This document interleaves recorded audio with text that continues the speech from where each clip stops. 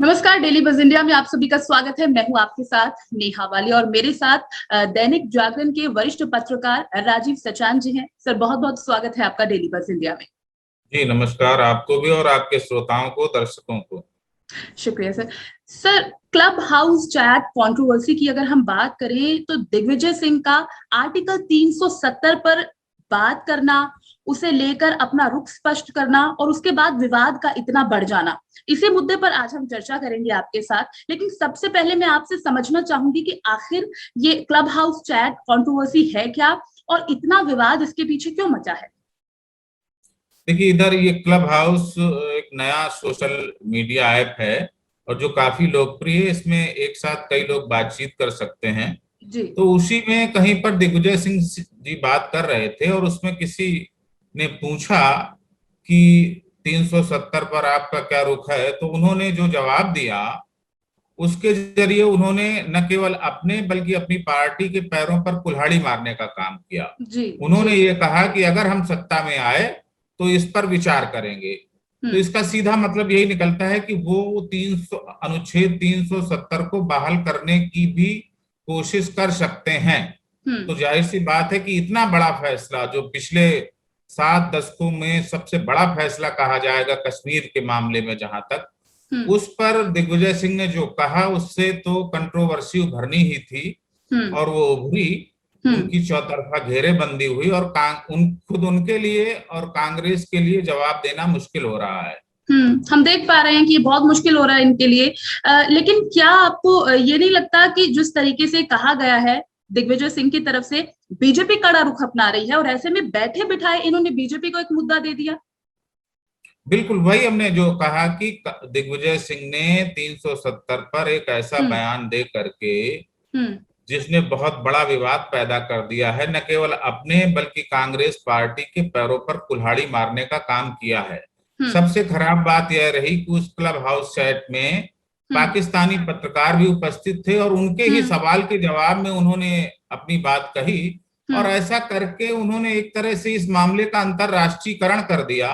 केवल इतना ही नहीं, बल्कि जो पाकिस्तान कह रहा था लंबे अरसे से, 5 अगस्त 2019 के बाद से जी। अपनी आपत्तियां दर्ज कर रहा था अनुच्छेद 370 और 35 को हटाने पर, तो दिग्विजय सिंह ने एक तरीके से वही बात कह दी जो पाकिस्तान अपने देश में और अंतरराष्ट्रीय मंचों पर कहने की कोशिश कर रहा है। ऐसा करके उन्होंने एक तरीके से भाजपा के हाथ में तो एक मुद्दा दे ही दिया, राष्ट्रीय हितों पर भी कहीं ना कहीं चोट की है, क्योंकि दुनिया के कई देश, बड़े देश ये कहते रहे हैं कि 370 भारत का आंतरिक मामला है। दिग्विजय सिंह ने एक अंतरराष्ट्रीय फोरम भी उसको कह सकते हैं क्लब हाउस चैट को, क्योंकि वो पाकिस्तानी पत्रकार थे, उस मुद्दे का अंतरराष्ट्रीयकरण कर दिया। ये अच्छा नहीं हुआ। क्या इसीलिए अब वो बीजेपी के निशाने पर आ गए हैं? क्योंकि कई बड़े मंत्री जो हैं उनका ये कहना है कि दिग्विजय का इस तरह का बयान देना 370 आर्टिकल को लेकर पाकिस्तान के प्रति उनका प्रेम दिखा रहा है। देखिए, इसको पाकिस्तान प्रेम अगर ना भी कहा जाए तो, लेकिन ये बात बिल्कुल साफ है कि उन्होंने पाकिस्तान के मन की बात कह दी है और ऐसी बात कह करके उन्होंने भाजपा को बैठे बैठाए एक मुद्दा दे दिया है। उनको ऐसी बात नहीं कहनी चाहिए थी, क्योंकि कांग्रेस भी, जो उसका आधिकारिक बयान है 6 अगस्त 2019 का, उसमें उसने इस अनुच्छेद को हटाने की आलोचना तो की थी, लेकिन तरीके पर आलोचना की थी, ना कि ऐसा कुछ कहा था कि हम सत्ता में आए तो वापस इसको बहाल करने के बारे में सोचेंगे, विचार करेंगे या कर देंगे। हाँ। तो इस लिहाज से देखा जाए तो दिग्विजय सिंह पार्टी लाइन से कहीं आगे चले गए हैं। लेकिन पार्टी तो दिग्विजय सिंह के इस बयान को लेकर गोलमोल जवाब दे रही है। राहुल गांधी की अगर बात करें तो वो क्यों मौन धारण किए हुए हैं? देखिए, राहुल गांधी जी को बोलना चाहिए, लेकिन वो ऐसे मुद्दों पर नहीं बोलते हैं। वैसे वो दुनिया के हर विषय पर बोलते हैं, ट्वीट करते हैं। दरअसल उनकी समस्त राजनीति, अंग्रेजी में एक जुमला है स्पीट एंड रन, थूको और भागो, वो राजनीति कर रहे हैं। किसी भी जो मुद्दा उनको अपनी पसंद का लगता है उस पर एक कोई ट्वीट कर दिया हाँ। और पलटकर उस पर कुछ नहीं बोलते हैं, और जो कांग्रेस के लिए कोई समस्या खड़ी होती है उनके नेताओं के बयानों से या उनके आचरण से, तो राहुल गांधी उस पर मौन रहते हैं ज्यादातर। देखिए, उन्होंने ना तो दिग्विजय सिंह के बयान पर कुछ कहा और ना ही जितिन प्रसाद के भाजपा में जाने पर कुछ कहा। तो राहुल गांधी की राजनीति आप देखें तो वो अपने पसंदीदा विषयों पर तो बोलते हैं, हाँ। और वो भी बगैर सोचे समझे, लेकिन जिन मुद्दों पर देश उनसे अपेक्षा करता है और जिन पर जरूरी होता है उन पर वो मौन रहते हैं। लेकिन क्या कारण समझे इसके पीछे, ऐसा क्यों है? आपने कहा कि अपने पसंदीदा मुद्दों पर ही वो बात रखना पसंद करते हैं। इतना बड़ा मुद्दा है ये, सिर्फ आर्टिकल 370 ही नहीं, जम्मू कश्मीर की बात हो रही है यहाँ पर। देखिए, जैसा मैंने कहा ना कि राहुल गांधी की राजनीति सुविधाजनक राजनीति है, और उनकी राजनीति केवल ट्विटर तक सीमित है। वो केवल अपने पसंद के मुद्दों पर बोलते हैं, और वो भी सतही। उनके आप ट्वीट देखें पिछले 2-3 सालों से, खासकर जब से वो राफेल मुद्दा और चौकीदार चोर है, इस तरीके के जुमलों को वो दोहराते चले आ रहे हैं, तो वो सारे सतही मुद्दे हैं। इससे एक मीडिया में चर्चा होती है, वो भी क्षणिक चर्चा होती है, लेकिन वो कोई नैरेटिव नहीं बिल्डअप कर पा रहे हैं। और यही कारण है कि कांग्रेस देश भर में लगातार कमजोर होती जा रही है, और कांग्रेस में एक नेताओं का एक समूह उठ खड़ा हुआ है जिसे G23 कहा जाता है। वो इन्हीं बातों को लेकर राहुल गांधी से शिकायत कर रहा है कि कांग्रेस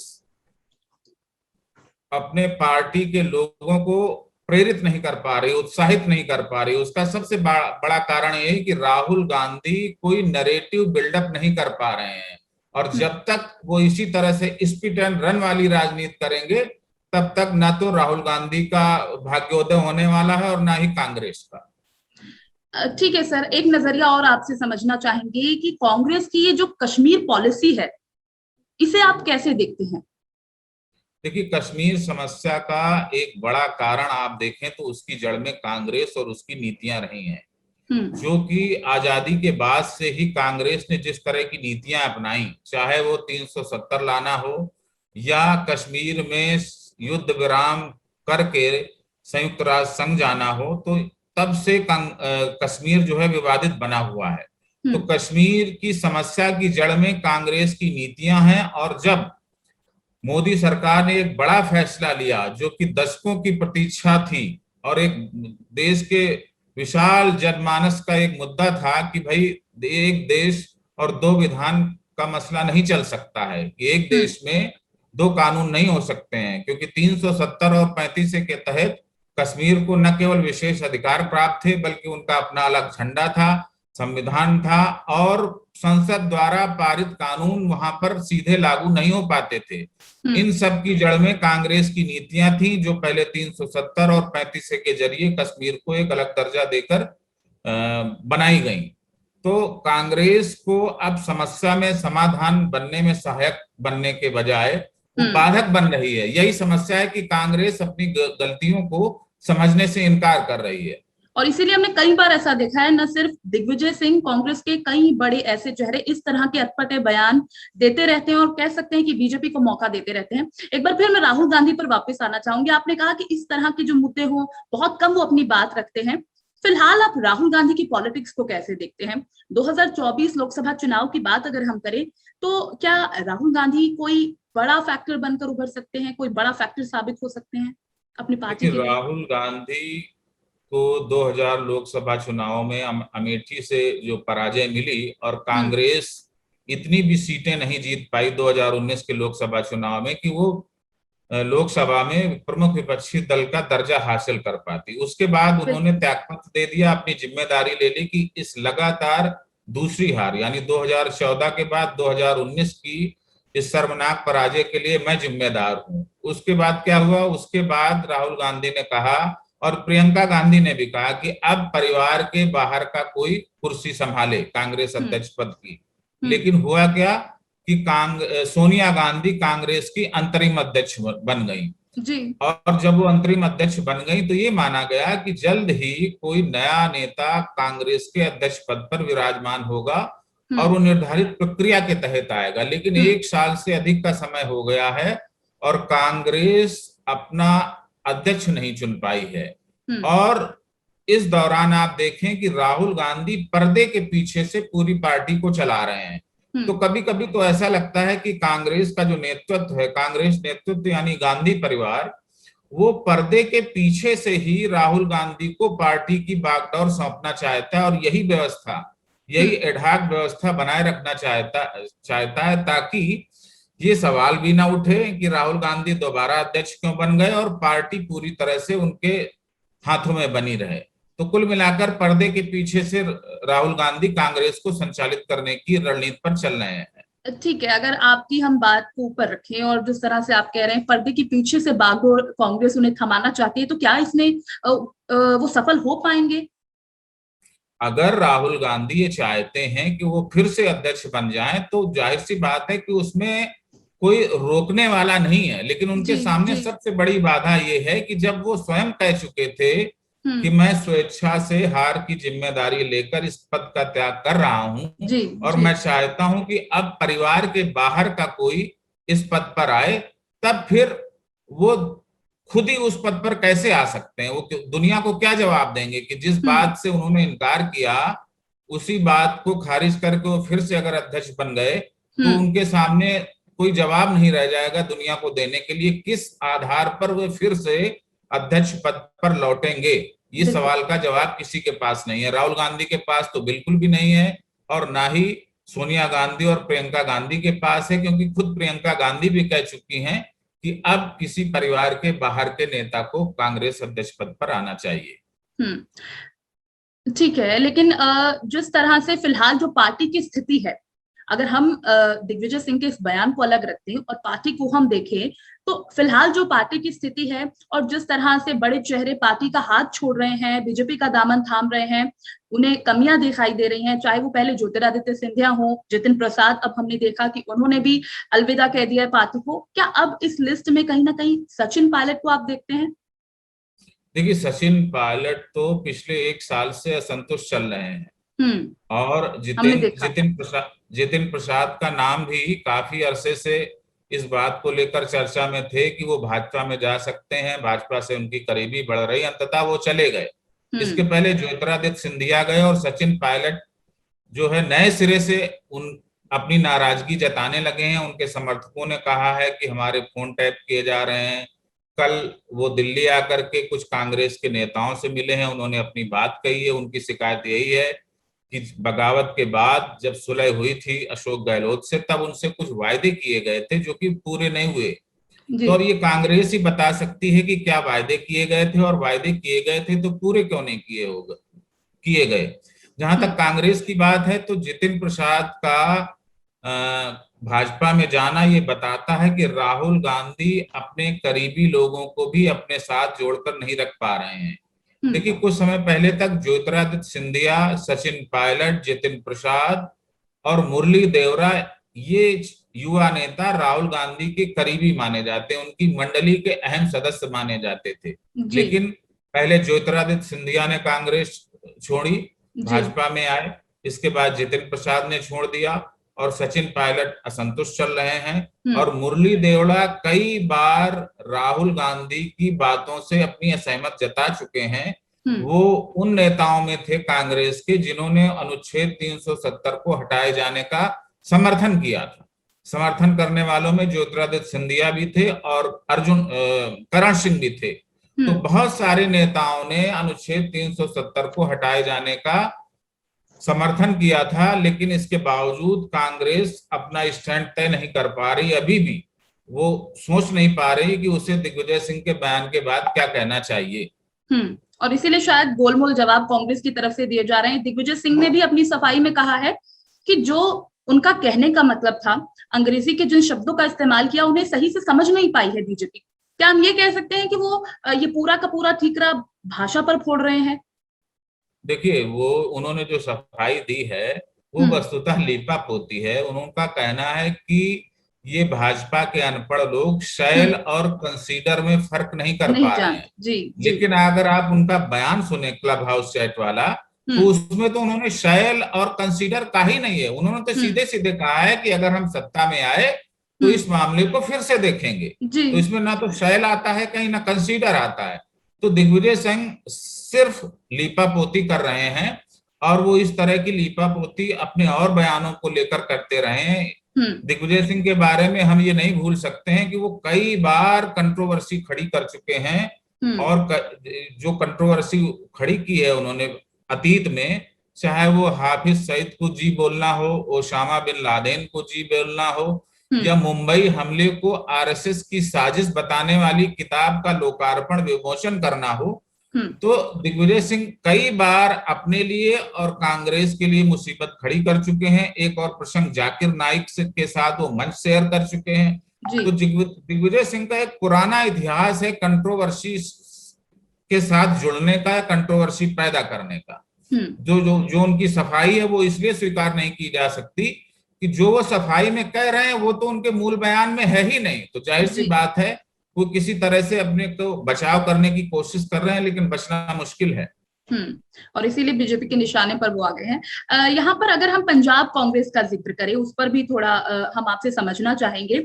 फिलहाल पंजाब कांग्रेस में सोनिया गांधी कैंप और राहुल गांधी कैंप, हम दो अलग अलग धड़े देख रहे हैं। क्या यही वजह है कि कैप्टन अमरिंदर सिंह के खिलाफ इस तरीके की बगावत हो रही है? नवजोत सिंह सिद्धू हमेशा उन पर कटाक्ष करते हैं। जो कमेटी बनाई गई थी उसमें हमने देखा कि कहा गया है कि इन्वॉल्व किया जाए नवजोत सिंह सिद्धू को। देखिए, कांग्रेस की दशा अच्छी नहीं है, इसका उदाहरण राजस्थान भी है, और पंजाब तो प्रत्यक्ष ही है। पंजाब में काफी दिनों से खटपट चल रही है, बल्कि ये कहा जाए कि अमरिंदर सिंह के मुख्यमंत्री बनने के बाद से ही खटपट चल रही है। पंजाब वो राज्य है जहां पर कांग्रेस अगर सत्ता में आई थी तो गांधी परिवार के बलबूते नहीं, बल्कि अमरिंदर सिंह के खुद के बलबूते। और अमरिंदर सिंह ने कभी भी कांग्रेस नेतृत्व को राज्य के मसलों पर या पंजाब सरकार के मसलों पर हावी नहीं होने दिया। उन्होंने राहुल गांधी को पंजाब से एक तरह से दूर ही रखा है। उन्होंने चुनावों में भी राहुल गांधी की सक्रियता बहुत अधिक नहीं रखी थी। लेकिन सोनिया गांधी और राहुल गांधी के बीच दो खेमे हैं या नहीं, ये तो यही लोग बता सकते हैं। लेकिन ऐसा लगता है कि कांग्रेस में कुछ लोग अमरिंदर सिंह के पर काटना चाहते हैं, और पर काटना चाहते हैं नवजोत सिंह सिद्धू की सहायता से। और शायद उसमें नवजोत सिंह सिद्धू का समर्थन करने वालों में राहुल गांधी भी हैं, प्रियंका गांधी भी हैं। लेकिन अमरिंदर सिंह ने फिर से साबित कर दिया कि पंजाब में वही होगा जो वह चाहेंगे। तो इसलिए लगता नहीं कि जो राहुल गांधी, प्रियंका गांधी चाह रहे थे नवजोत सिंह के जरिए पंजाब में बदलाव करने को, वो शायद संभव नहीं हो पा रहा है।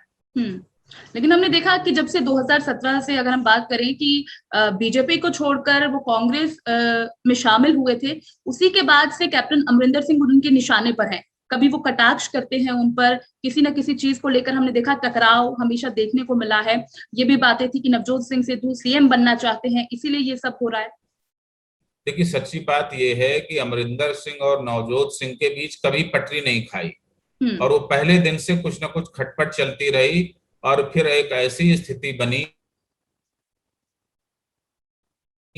कि अमरिंदर सिंह ने ऐसी परिस्थितियां पैदा कर दी कि नवजोत सिंह को इस्तीफा देना पड़ा मंत्री पद से। और लेकिन ये मानने के अच्छे भले कारण हैं कि नवजोत सिंह को कहीं ना कहीं कांग्रेस का एक खेमा, जिसके साथ शायद राहुल गांधी भी हैं और प्रियंका गांधी भी हैं, वो पुश कर रहे हैं।